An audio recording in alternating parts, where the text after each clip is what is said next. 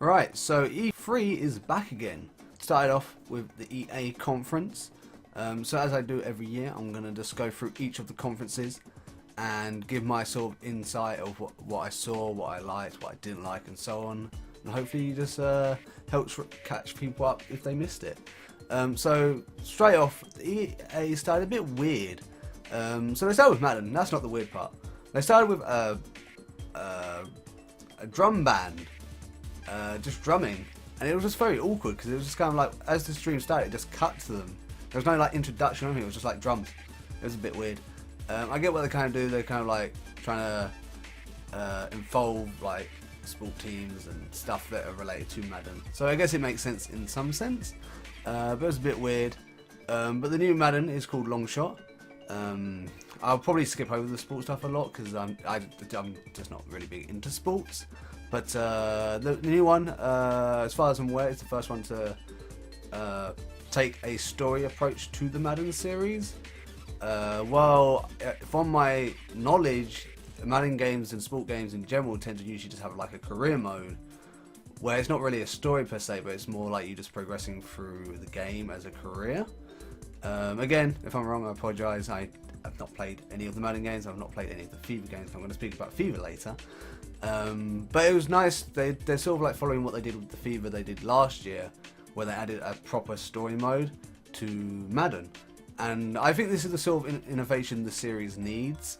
As an outlooker, as a game designer in general, it's nice to see when a company innovates their games.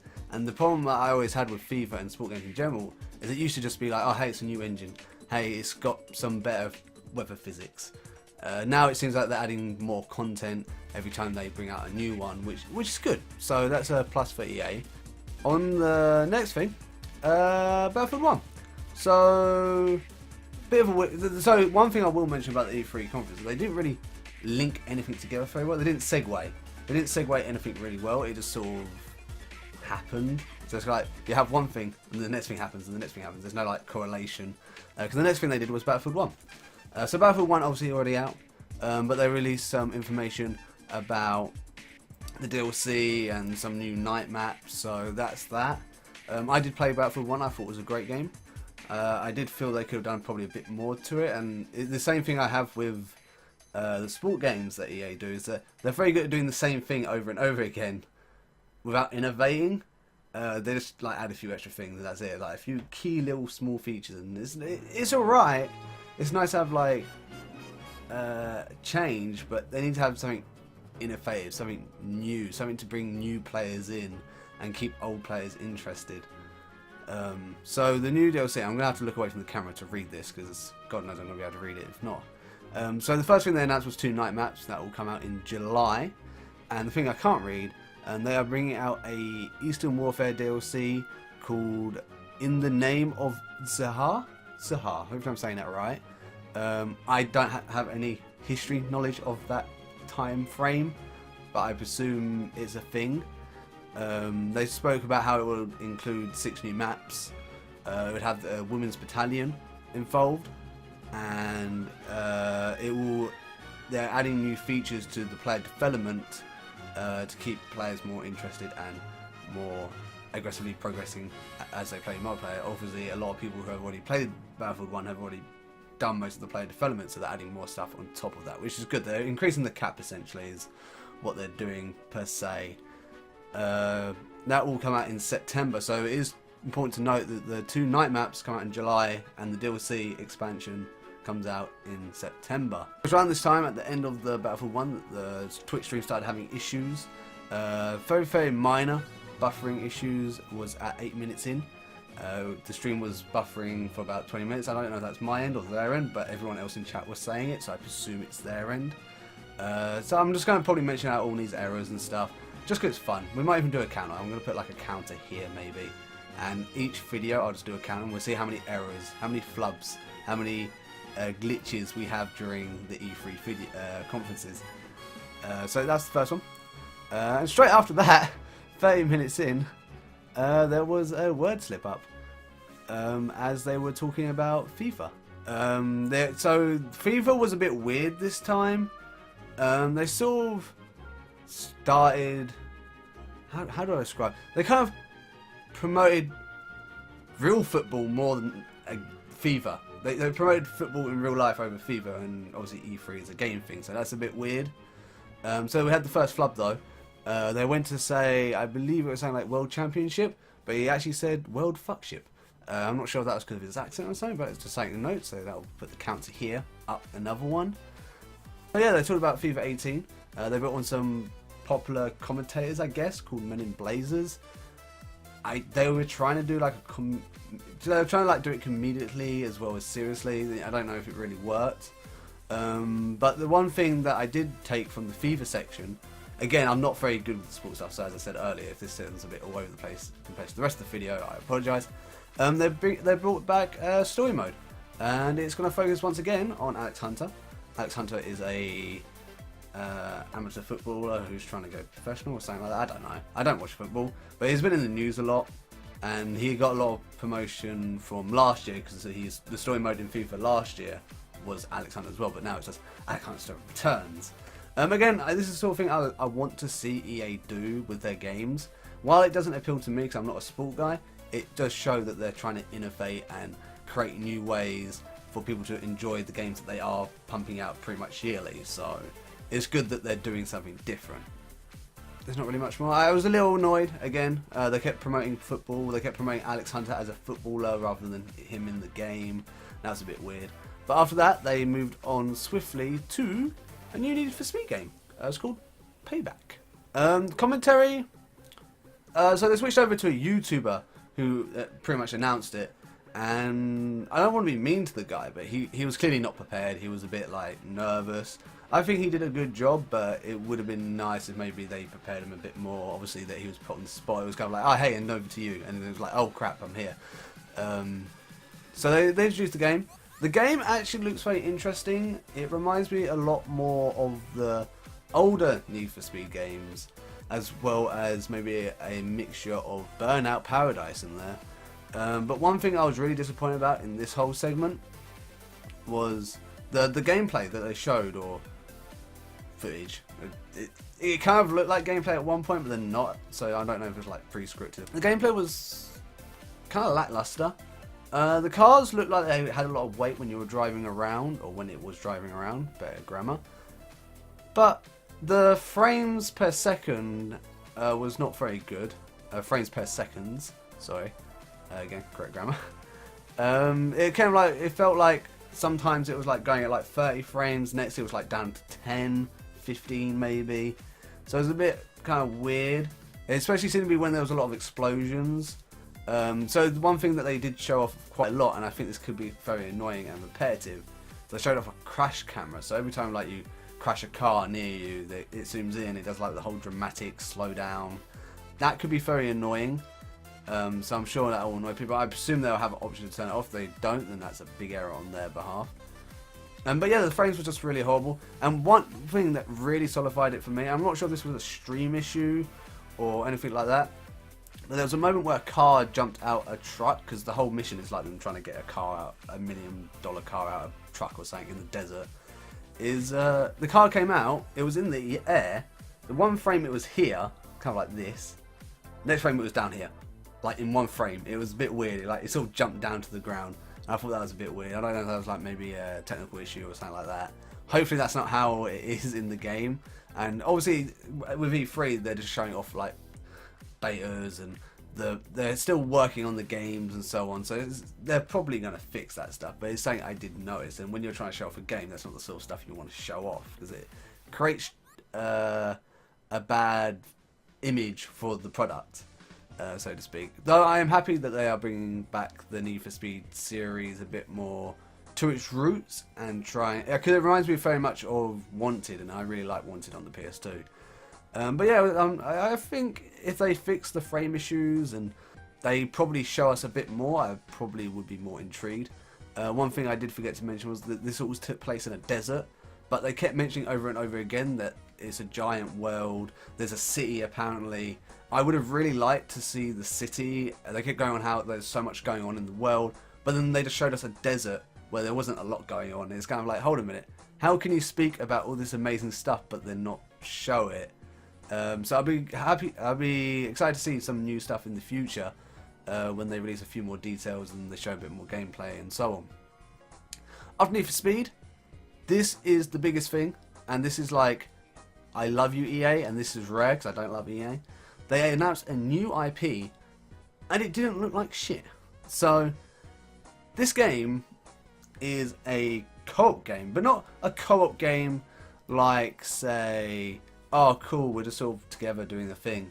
It's a story-driven co-op game, kind of like similar to Brothers, which was an indie game on the PS3. I'm not sure if it was on Xbox, it might have been. So it takes place in a prison, and it's kind of like a prison break, prison escape-like game. But the unique thing I found was that they focused very much on the co-op elements, and they did something different with the split screen, which I thought was very interesting. You would enjoy the game a lot more if you play in a house, you play local, you have a split screen, it's 2 players. So there's 2 characters that are in a prison, they team up to escape. Not the most unknown story plot to a movie/game, but the way they handled it looked really nice. It looked like you could tackle things in different ways depending on which character does what during the progression of the game, how each character does their role and so on. And it actually looked pretty good. Something else I did notice, and it was hard not to notice, was they have giant noses. So that's a thing. But this game was called A Way Out. I just realised I didn't mention that earlier. And this is like a plus for EA, you know. They need to be innovating with new games. It helps keep people's trust in the company. And one thing that EA hasn't done a lot recently is bring new IPs to the table. So it's good to see that they have finally released a new IP, and it's really cool. And one more thing I would like to note, I didn't catch the guy's name because I forgot to write it down. But so this is from a new studio. So this is a new game, and for a new game from a new studio, this is pretty amazing. And someone from the studio, I believe it was called Hazelight, came on the stage, and he was by far probably the best commentator I've seen at E3 in years. He came on.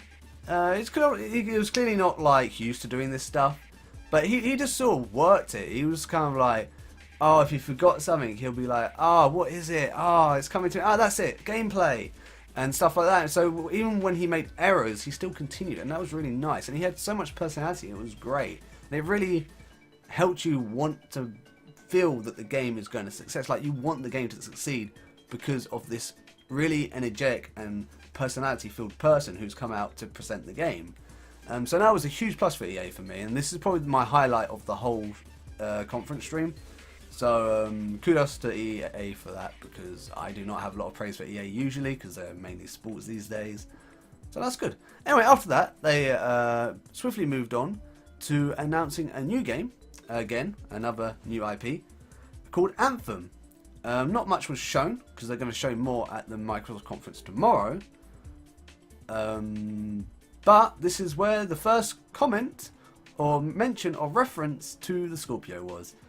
They had maybe 5 minutes going about praising the Scorpio, saying how it was amazing. And they said, to show how amazing Scorpio is, we have this new IP that we want to show. They showed this small teaser. They made it clear it was a teaser. It was only about maybe 20 seconds, if that. So there's not much known about the game. I'm sure I'll have more for you guys tomorrow when they actually officially announce it properly at the Microsoft conference. But it was kind of like it reminded me of Attack on Titan. Not so much that it was Attack on Titan, but it seemed to be like a walled-in city that is trying to defend themselves against dangers from outside the city. And one of the first words they say is the wall. Like, it was super important and super apparent that this wall is a key feature in the story. So I'll be interested to see where it goes. I am a huge fan of Attack on Titan. I like the concept. So if they can, I don't know what the game's going to be like. I don't know if it's a third-person shooter, first-person shooter, maybe an RPG. I don't know. But hopefully they can deliver with that, and I will have more for you guys on that tomorrow when they actually announce it at the Microsoft conference.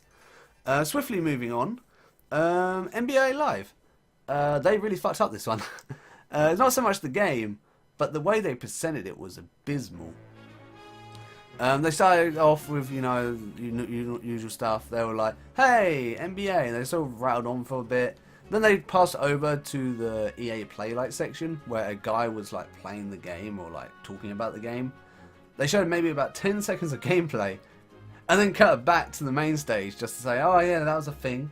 And then they showed like the proper trailer at the actual conference. So the bit where they cut away was kind of pointless.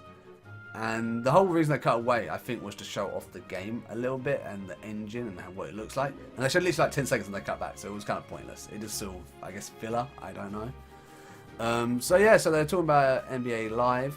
One thing they did mention about this that I did take away from the trailer was they are having an RPG kind of like element with leveling up, like different stats. So there's 2 modes now. From what I understand, again, I'm not big into sports, so if I'm wrong, please feel free to blame me in the comments down below. Say I am an ignorant arsehole or something, and that'd be cool. But yeah, so they have 2 parts. They have like the street NBA stuff and the official like professional NBA and like courts and stuff. And from what it sounded like, if you venture out into the streets to hone your NBA skills, you will level up certain stats. So when you go into the professional area, you can perform better. One thing I will mention about this, I don't know how they will translate this to multiplayer, because obviously if one person has only just got the game and hops into multiplayer while another person he's playing against is like max level, been playing it for weeks, it's going to be a bit unfair. So I wonder if there's like a cap or something, like there's like certain, I can't think of the word. Like, you know, like when you have like heavyweight and then lightweight, you have like different stages. So maybe there's like different ranks. Ranks is the word I was looking for. So maybe there's like different ranks in multiplayer or something. But I am kind of interested in that. I like what they're doing, but it could go the way of League of Legends sort of like thing, where you don't feel like you're part of the game until you're max level. So I'll be interested to see where they go with that. Again, not big into sports, so my apologies. So the next thing they mentioned, and this was probably the cornerstone of the whole conference, was Battlefront 2. We knew it was coming. Then I think they announced it before, and I think it might have leaked early in the year as well. Don't quote me on that. So it started out with stormtroopers coming out onto the stage. This lady who plays a key role in the story, I didn't catch her name, came out. It was like very ominous and very empowering, and it was like really nice to see. It was good presentation. Then again, I'm really into like cosplay and stuff, like obviously Comic-Con and stuff like that. So, but it was good. So they started off strong. So this game will have a story mode, unlike Battlefront 1. Well, I say Battlefront Run, I mean the latest one. This is where it gets confusing, because Battlefront 2 is already a game, but now they're releasing another Battlefront 2, so that's confusion. It's like Xbox One over Xbox Original. Bah. But anyway, so they're going to have a story mode in this one. It's going to bridge the stories between The First Jedi and The Force Awakens. Again, I'm not really a big Star Wars fan, so this means nothing to me. But I did like the Battlefront 2, original Battlefront 2 game, because of how they did the gameplay and how they kept it open.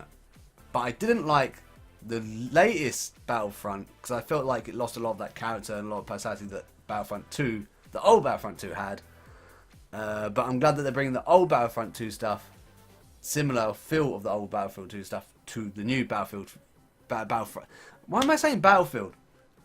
Battlefront 2. It's confusing. I'm confused. I apologise. They claimed it would have 3 times the content of the first reboot Battlefront. There'll be a skirmish mode now, rather than small like death fights that were the staple of the latest Battlefront before this one. They were saying there'll be more stuff in multiplayer. There'll be more heroes, more